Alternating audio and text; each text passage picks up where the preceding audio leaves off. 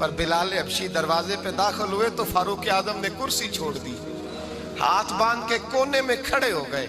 کالا رنگ ہے، نام بھی لکھنا نہیں جانتے، زمانے میں تعارف کوئی نہیں۔ حضرت عمر نے ہاتھ باندھا ہے، لوگ کہنے لگے عمر تو کیسے ہو، کس طرح سے نہیں ڈرتا، یہ کون آ رہا ہے جس کے لیے تیرا اتنا استقبال ہے؟ حضرت عمر کہنے لگے چپ کر جاؤ، اس کی بات نہ کرنا، اسے آنے دو، اسے آنے دو، اس کی بات نہ چھیڑنا۔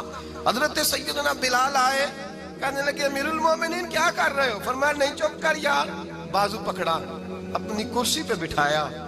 حضرت بلال کہنے لگے حضور میں غلام ہوں، مجھے تو طریقے بھی نہیں آتے ان کرسیوں پہ بیٹھنے کے، میں تو غریب ماں کا بیٹا، غلام باپ کی اولاد، سلیقہ، یہ آپ کیا کر رہے ہیں؟ تو حضرت عمر کہنے لگے بلال تھا تو غلام ہی، پر جب سے مصطفیٰ کا غلام بنا ہے تو ہمارا امام بن گیا ہے، اب تو امام ہے رسول اللہ کی امت کا۔